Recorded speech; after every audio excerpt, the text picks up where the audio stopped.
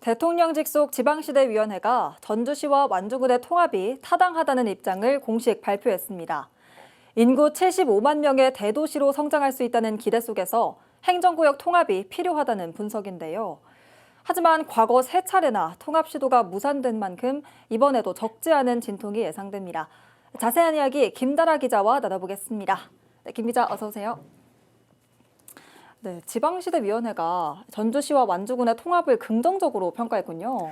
네, 그렇습니다. 이 지방시대위원회는 전북자치도의 지속적인 인구 감소를 막고 또 행정구역을 재편해서 주민 편익을 증대할 수 있다. 이런 이유 때문에 통합이 필요하다는 입장을 내놨습니다.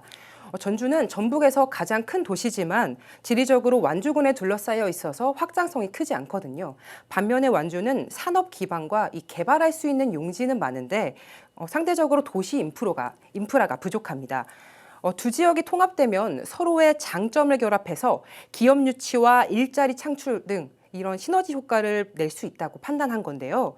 또 완주군의 인구 9만 9천 명 가운데 72%가 전주시와 인접한 삼리에, 봉동, 용진, 이서 등 이 4개 지역에 거주하고 있습니다. 그러니까 이미 생활권과 경제권이 밀접하게 연결돼 있다는 점도 통합의 주요 근거로 제시됐습니다. 네, 행정구역이 나뉘면서 발생할 수 있는 비효율을 좀 줄이고 지역 경쟁력을 강화하겠다 이런 취지군요. 그런데 여전히 이제 완주군민의 반대 여론이 강하다고 하죠. 네, 맞습니다. 이 완주군민을 대상으로 한 여론조사를 보면 통합에 반대한다는 응답이 60%를 넘습니다. 또 완주군과 완주군의회는 더 강하게 반대하고 있네요. 이번 지방시대위원회 발표에 대해서 이 통합 효과보다 갈등 비용이 더 크다는 점을 강조하면서 일방적인 추진에 반대하고 있습니다.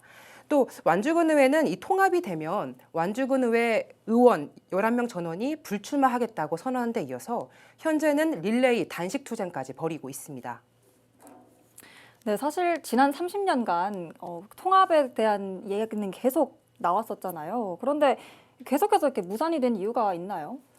네, 일단 가장 먼저 1997년 주민투표에서 전주 시민의 83%, 또 그리고 완주 군민의 66%가 통합에 찬성했습니다. 그런데 완주군 의회가 이 반대를 의결하면서 첫 번째로 통합 시도는 무산됐고요.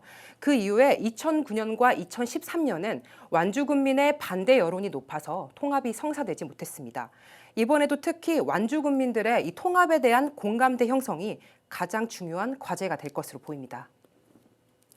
과거 사례를 보면 이번 4번째 시도도 좀 쉽지 않을 것으로 보이는데요. 그렇다면 전북자치도의 입장은 어떻습니까? 네, 통합을 바라는 전북자치도는 9월 중에 통합추진위원회 출범을 기대하고 있습니다. 또 통합이 성사될 경우 정부의 통합 특례시 지정 등 이 행정 재정적 지원을 적극적으로 요청하겠다고 했는데요. 또 추진 과정에서 주민 의견을 충분히 수렴하겠다고 했는데 이 반대 여론을 어떻게 극복할지 이 구체적인 방안에 대해선 아직 제시하지 못하고 있는 상황입니다.